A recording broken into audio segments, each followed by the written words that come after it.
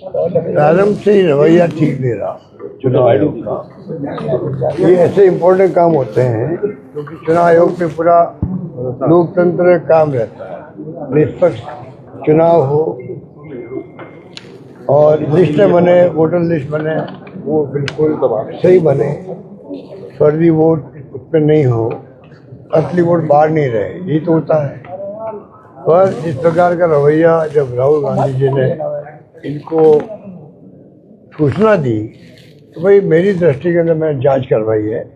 आप तो मैं दे नहीं रही हूँ फॉर्मेट जो होता है इलेक्ट्रिक फॉर्मेट, जो ऑटोमेटिकली मालूम पड़ जाता है कौन सा वोट डबल आया हुआ है, तो वो आप दे नहीं रहे हो। तो मैं आपको सूचित कर रहा हूँ 1,02,50 वोट जो है ये फर्जी बने हुए हैं। चुनाव आयोग को खाली इतने कहना था जांच करवा देता और कुछ नहीं कहना था। अपना भी जांच होती महीने भर 20 दिन में और परिणाम बता देते भाई इसमें ये गलती है, ये गलती नहीं है, खत्म हुई बात। जो रवैया अडॉप्ट किया कि आप एफिडेविट दे दीजिए, उसके बाद में आप बार बार आरोप लगा रहे उल्टा।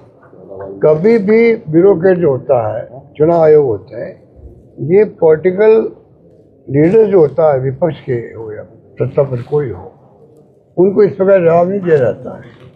वो अपनी बात कहेंगे डेमोक्रेसी के अंदर।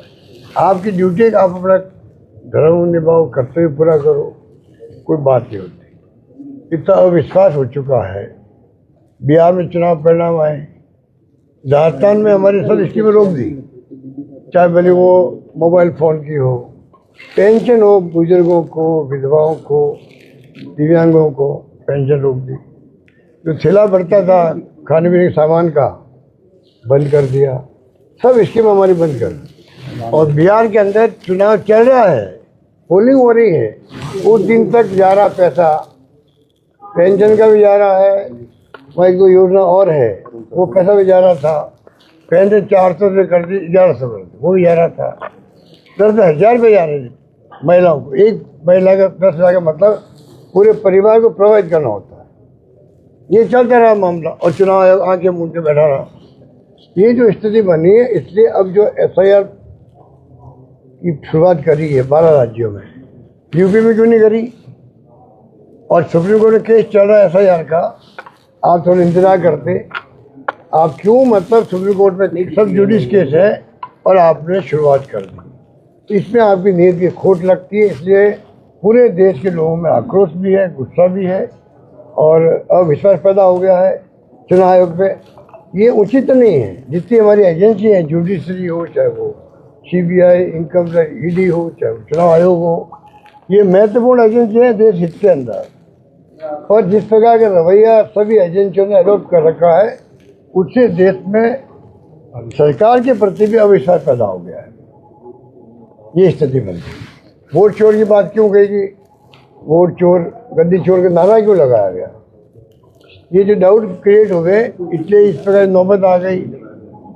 तो ये डेमोक्रेसी में मैं समझता हूँ कि जो नॉर्म्स है उसको फॉलो करना आवश्यक है। संविधान डॉक्टर अम्बेडकर ने क्या कहा था, उसके अकॉर्डिंग टू चलेगा तो देश एक रहेगा, अखंड रहेगा।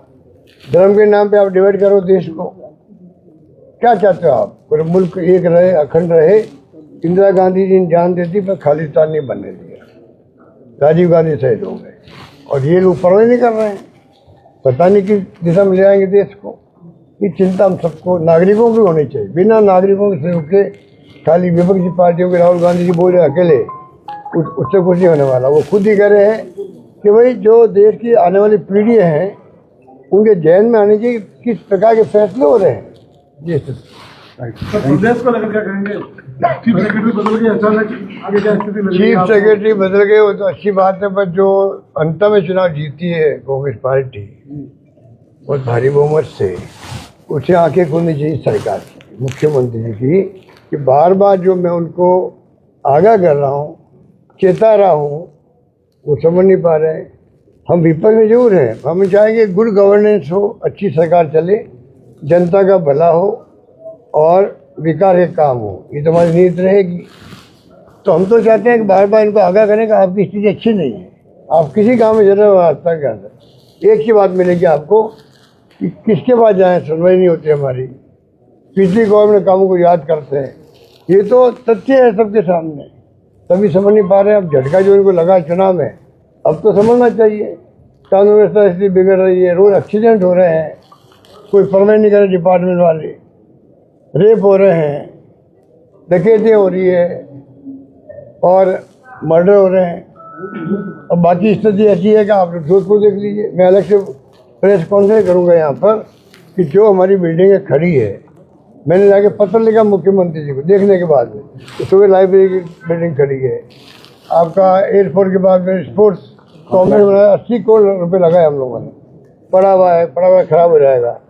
ऐसे कई बिल्डिंग राजस्थान भर में जहाँ पे आपके श्री राम नथुराम अस्पताल, Pratap Nagar, दिगाड़ी, rubber housing board, जहाँ हमने बड़े बड़े CHC और डिस्ट्रिक्ट हॉस्पिटल बना दिए, बड़ी बिल्डिंग खड़ी हो गई, ना इक्विपमेंट मंगा रहे हो, ना वहाँ कोई काम हो रहा है। क्या हो रहा है? कैंसर हॉस्पिटल बनाया हम लोगों ने, वो पूरा नहीं हो पा रहा है। तो चारों ओर से हाहाकार मचा हुआ है। अब सरकार की तो आप देख लो क्या सरकार चल रही है, सरकार नाम कोई चीज नहीं है। Thank you.